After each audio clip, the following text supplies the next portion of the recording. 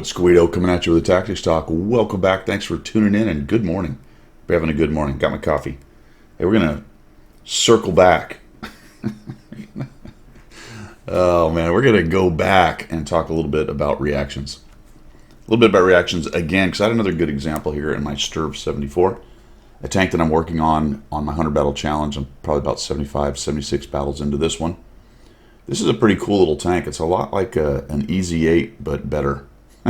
It fires about as fast and has a decent turret and has some pretty good mobility and some okay action. In fact, this might be even more accurate than the American Easy 8 is. So it's very Easy 8-esque, I would say. We're on, what is this? Himmelsdova, Himmelsovka, Malinovka. Spawned into the northwest side, and I'm headed up the hill. Now we're going to talk reactions. Mid-tiers, weird stuff happens. It just does. It is the tier about 6 or 7 where things start to look a little bit more meta-like you might see more often at tier 10. However, there's plenty of examples at mid-tier where things just go haywire and people are headed off in every direction. This is a good example. Initially, I'm going to go up the hill. I'm going to go support my heavies. I don't want to sit down on the sniper hills down here. I'll show you what I'm doing. I don't want to sit here on the sniper hills and hang out. I don't want to hang out back at cap. I want to go up the hill with my heavies and help support with this fast firing good pen gun. Track some guys, damage some guys, do some local flanking, get around their sides, all the good things a medium can do. First, I'm going to take some shots into that bush right there. I end up with a lot more damage than I thought. I think a couple of those actually hit. But what I'm seeing immediately is what on earth is going on here. Check it out. Down by their cap. Boy, we sure have seen a lot of guys down by their cap. The 3002 is coming across. We have a good chunk of our team camping, although they do seem to be reacting to what's going on cap. So, you know, is it camping or are they dealing with the guys that the enemy team has at cap? You make... I think the intention was to cap, and it just happened to be that in this game. Holy cow, what's going on down there? We have the old field rush. For those of you who have been around long, 8-10 years, when's the last time you saw a proper Malinovka field rush? Because we got one, my friends. It is on. Here they come. So now I'm reassessing, and this is the point of the video, which is to play the game you've got, play the match you've got, not the match that you want. Well, I don't have the one I want. I do have some heavies going up the hill. I could go with them, but I'm seeing a situation develop down here. And I'm feeling like pretty soon, if I don't react to it, we're going to have a bunch of dead guys near the cap. And those, look at them. It's a jailbreak down there. I love it, man. I love it.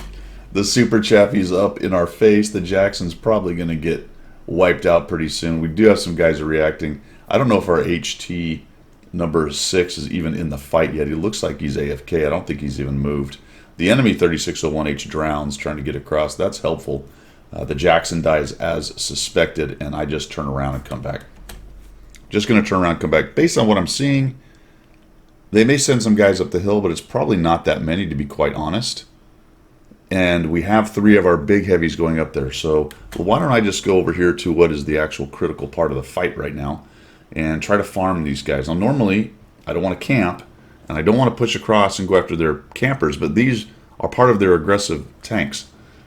And they're actually having a pretty good day over here wiping us out. So I'm just going to move in here, and we're going to start taking some shots. Find this guy.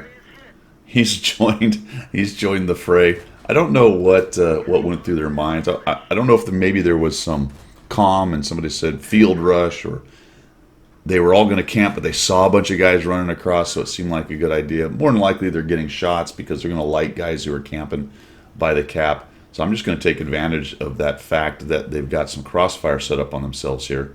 I'm going to let the MT go and do the old double boosh thing with this guy. The shot there. AT8, I'd rather not really shoot at that guy right now. I'm going to have a hard time penning him. I've got to hit the little cupola, or I've got to track him and get some assist, or get to his side before I do any damage to that guy. No idea where that shot went. I assume it was way low. So put another chunk on him. Very strange. Mid-tiers, people stand around out in the open quite a bit. Just kind of happens. And we've blunted this thing pretty decently. Things were not going great, and then all of a sudden we're back to more or less even. We're down a few hit points, but not too bad. And we're actually up some guns. So that whole push got shredded pretty good. Notice that the hill is doing fine, so this is all copacetic, and I'm just going to hang out here and farm noobs, essentially. I mean, it's not that impressive as far as that goes, but the main point of the video is to make sure you're paying attention to the mini-map. And if something's not going the way you thought it was, try to react positively to that insofar as what you're doing for your team, right? Instead of just going, oh, bunch of noobs, bunch of terrible baddie players, and just drive on to your meta position, react to what's going on and try to help your team as best you can. All right, that doesn't mean go die in place somewhere and go, oh, somebody didn't follow this or somebody didn't cover this flank. I'm gonna bull my way into that flank, and this team sucks. They're noobs. I have to go this flank alone because no one else did. Well, no, not really. Don't do that. Don't throw your tank away trying to react. Right? Don't throw your tank away trying to react, but do try to react to what's going on. So find a position to support that flank if you can. Right? Find a way to help the tanks that are reacting well to the fight. See, we're at 1449 on damage. I think I get this kill, or actually I get a chunk of them. I don't quite get the kill, I don't think. And we're up to 1,613. We've got a kill, and now we've got to start figuring out how we're going to peel the guys out of the backfield back there. There's still a Type 64. The Churchill's up underneath us, so I don't want to get walking out in the open too much, and then he makes an appearance, which is very helpful. He gets schwammered down there. Why did a Churchill go up through the water and the swamp there? I don't know. I have no idea. I can't answer these questions. I don't know why this fight went this way. It doesn't really matter, does it, at the end of the day? It'd be nice to get everybody that was in this fight together, all 30 of them, and debrief it and say, why'd you do this? What was the thinking here? Then you get an idea of kind of why that happened, but that's really impossible. You're not going to get all those players in one place. Impossible. Improbable. It's certainly possible. That would be a fun thing to do one day. Play about 10 games or so, have all 30 players in the same place, and then debrief every one of those games and see what happens. See what people say. But point of all that is, I don't know. I don't know why they did it. They did. And that's a good point. You know what I mean? Because you can get bogged down, and I've done this on stream, with why are they doing that? I'm trying to comprehend why they do it. Why would they do it? What's their thinking? Who cares right now? React to what's going on. I'm trying to go after the little hatch thing, and that's not working out. I didn't realize until a little while later, and it wasn't here, that I was just about out of shells. I don't know if you noticed this, but I have 2 regular AP, my 6 APCR, and 2 HE left. Why am I carrying HE? I don't know. I guess the HE changes, but I think I had 2 on this anyway, even when HE was terrible. There's 2 tanks left, KV2, M44. I have 1,700 damage. So I'm going to get some off this KV2. I can see that the Artie's back in there. That was a bat. That's why, right there, I tell you that I didn't notice it. I would never have taken that shot, that blind shot in the general direction of where the shell came from, if I'd have realized I was down to that few shells. So we put a shot into the back of that guy. He's trying to back out. Boom, up to 2,000. He's really paying attention to the guy who's circling. Really, if he was smart, he'd come right at me. But he did nuke that guy, so that's not bad. I don't shoot that. I'm down to 6 shells. It was right about here where I realized I didn't have that many shells. The M44 takes a little chunk out of me. Not too bad. Now the KV2 is being pressed by my buddy up on my left side there. We'll just shoot this guy. And thank goodness that we didn't do the standard Guido thing, press 2 early in the game and shoot all of our poor guy. Gold rounds. Did he just miss? I think he just missed. Woo, man, that was close. And we're at 2,422. So like I said, I think a couple of my blind shots in there actually went in. I'm going to be over 3,000 damage by the time this thing is done. Come in here, try to find the last guy.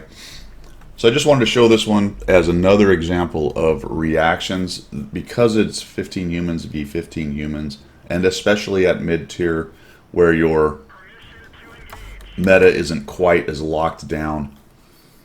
And you still see this at higher tiers. It does change, and there's more subtle examples of it as you go through battles and people do things. Either the losses are such that you have to react to it, or even the win is such that you have to react to it. But I'm talking the general first, in this case anyway, the first deployment reaction. This was an early change to the plan on this one. And this can happen all the way through the entire game, even a 15-minute long game. You're going to continue to do the OODA loop. You're going to continue to observe what's going on, figure out, orient what you want to do, decide what to do, and then act, and then reassess all of that good stuff. All right.